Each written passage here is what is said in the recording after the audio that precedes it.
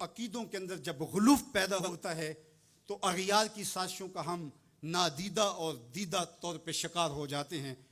اقبال نے کہا تھا کہ تو کہ نشناسی خفی راز جلی ہوشیار باش، اے گرفتار ابو بکر و علی ہوشیار باش۔ کہا تو نہیں جانتا کہ تیرے ساتھ کیا کھیل کھیلا جا رہا ہے، ابو بکر اور علی کو آپس میں مقابل کھڑا کرنے والے ہوشیار ہو جا۔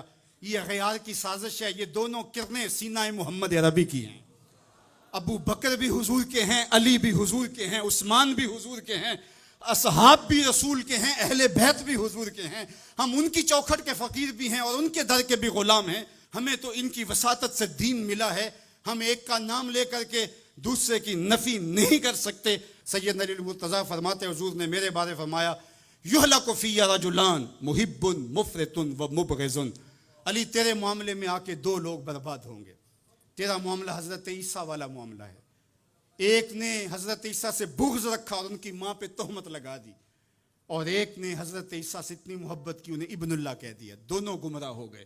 فرمایا تیرا معاملہ بھی حضرت عیسیٰ کا ہے، ایک محبت کر کے برباد ہوگا، ایک بغض رکھ کے برباد ہوگا۔ ایسا نہ ہو کہ تمہیں غارے سور کی بلندیوں پر اپنے کندھوں پہ حضور کو اٹھا کے لے جانے والا صدیق بھی دکھائی نہ دے، اور تمہیں جو ہے وہ دشمن کے آگے سینہ تان کے کھڑے ہونے والا فاروق بھی دکھائی نہ دے، اپنا سارا مال حضور کی راہوں میں خرچ کر دینے والا تمہیں عثمان نظر ہی نہ آئے۔ اور ایسا بھی نہ ہو جانا کہ علی کا نام لیا جائے تمہاری طبیعت میں بے چینی آ جائے، تمہارے چہرے کا رنگ بدلنے لگے، تم علی کا نام گوارا نہ کرو۔ تمہیں ٹھنڈ کیوں نہیں پڑتی ہے، تمہیں تسکین کیوں نہیں ہوتی ہے؟ اور میں آپ کو امت وسط کے حوالے سے ایک ضروری بات وہ بھی بتانا چاہتا ہوں، اور وہ یہ کہ میرا اسلام، میرا دین امن کا دین ہے۔ قیام امن دین کے مقاصد میں شامل ہے، لیکن دوسری جانب اگر دشمن کی سرکوبی کے بغیر راستے نہ نکلتے ہوں تو اسلام کہتا ہے گھوڑے تیار رکھو۔ اسلام کہتا ہے تمہاری تیغ براں اس کے سر کو کاٹتی ہوئی آگے بڑھ جائے، تم ان کے جوڑ جوڑ پہ مارو۔ تمہیں جہاد کا حکم دیا گیا تو ان دونوں پلڑوں کو برابر رکھنا پڑے گا۔ کہیں ایسا نہ ہو کہ تم امن کی بات کرتے کرتے جہاد کو ہی بھول جاؤ، اور ایسا بھی نہ ہو کہ تم جہاد کی بات کرتے ہوئے امن کا مذاق اڑانے لگو جو کہ دین کے مقاصد سے ہے، جبکہ جہاد بھی امن کے قیام کے لیے کیا جاتا ہے۔ آپ فقہا سے پوچھیں، فی نفس ہی قتال قبح ہے، حسن نہیں ہے، فی نفس ہی، لیکن یہ حسن کیسے ہوا؟ لغیر ہی ہوا، یعنی چونکہ قتال سے پھر پائیدار امن آئے گا لہٰذا یہ مجبوری قبول کر لی گئی۔ تو اصل امن ہے، امن کے قیام کے لیے جہاد کیا گیا، اور اس میں تمہارا نفس نہیں آنا چاہیے۔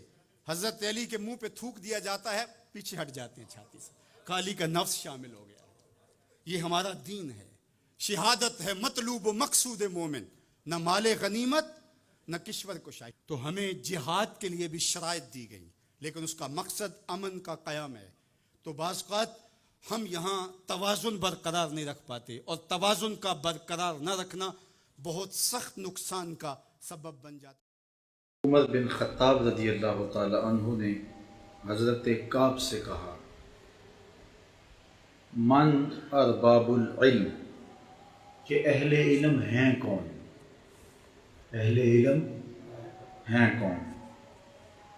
قال الذین یعملون بما یعلمون، تو حضرت کعب احبار نے کہا کہ اہل علم وہ ہیں کہ جو جانتے ہیں اس پر عمل بھی کرتے ہیں، یعنی اسے عالم کہا جائے گا جو اپنے علم پر عمل بھی کرنے والا ہو۔ بالخصوص میں طلباء کو کہوں گا کہ شیطان کے جو حملے ہوتے ہیں، طلباء پر ایک حملہ یہ ہوتا ہے کہ وہ انہیں کہتا ہے کہ اب تمہارا کام صرف پڑھنا ہے، جب پڑھ جاؤ گے فارغ ہو جاؤ گے تو پھر اس کے بعد عمل کریں گے۔ تو یہ علم کی برکتوں کو زائل کر دینے کا ایک سبب و ذریعہ ہوتا ہے۔ جو پڑھتے جائیں اس پر عمل کرتے جائیں۔ تو حضرت کعب احبار سے پوچھا حضرت عمر نے کہ ارباب علم کون ہیں؟ کہا جو علم پر عمل کرتے ہیں۔ قال فما اخرج العلم من قلوب العلماء، تو کہا کہ اہل علم کے دلوں سے علم کو نکالنے والی چیز کون سی ہے کہ جو سیکھ لیا، جو علم نصیب ہوا اس کو نکال دے اور سب سینہ خالی کر دے؟ تو وہ کون سی شے ہے جو علم کو ضائع کر دیتی ہے؟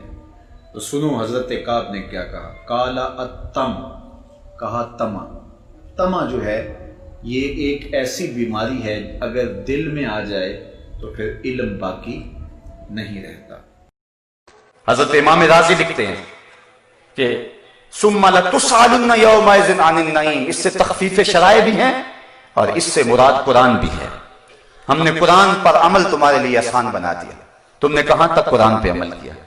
تم نے قرآن کو صرف تعویذ گنڈوں کے لیے رکھا؟ تم نے قرآن کو صرف کچہری میں سر پہ اٹھانے کے لیے رکھا؟ جب کوئی شخص مر گیا تو صرف اس کے ایصال ثواب کے لیے قرآن کو پڑھا؟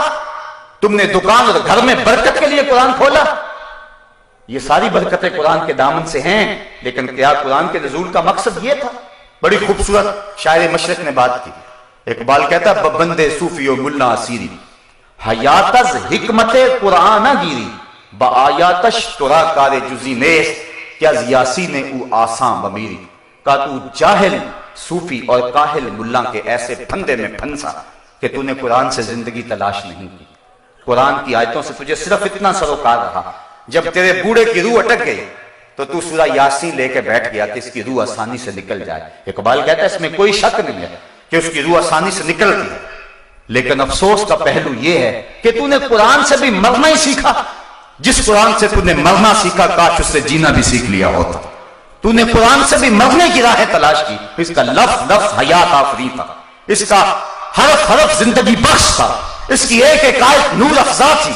زندگی کا سارا حسن، سارا جمال اور سارے اجالے اس قرآن کے دامن میں تھے، لیکن تو نے قرآن سے بھی مرنا ہی سیکھا، کاش قرآن سے تو نے جینا بھی سیکھ لیا ہوتا۔ کتاب زندہ قرآن حکیم، حکمت او لا یزالست و قدیم، گر تو می خواہی مسلمان زیستن، نیست ممکن جز بقرآن زیستن۔ مولا کائنات حضرت علی المرتضیٰ فرماتے ہیں، حضرت امام ترمذی نے اس حدیث کی تخریج کی ہے، حضور قرب قیامت کے فتنوں کا تذکرہ کرتے تھے، جب بارش کی طرح فتنے اتریں گے، ہر روز فتنے ہی فتنے۔ فرمایا کہ بڑے فتنے نازل ہوں گے، اس کی حضور پہ بچنے کی صورت کیا؟ فرمایا اللہ کی کتاب قرآن مجید، جو اس کتاب سے جڑ جائے گا وہ فلاح پا جائے گا۔ آئیے قرآن سے جوڑیں، آؤ سنو اپنے محبوب کا فرمان۔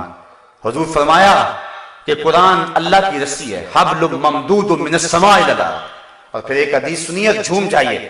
فرمایا اس رسی کا ایک سرا تمہارے ہاتھ میں ہے، دوسرا سرا تمہارے رب کے ہاتھ میں ہے۔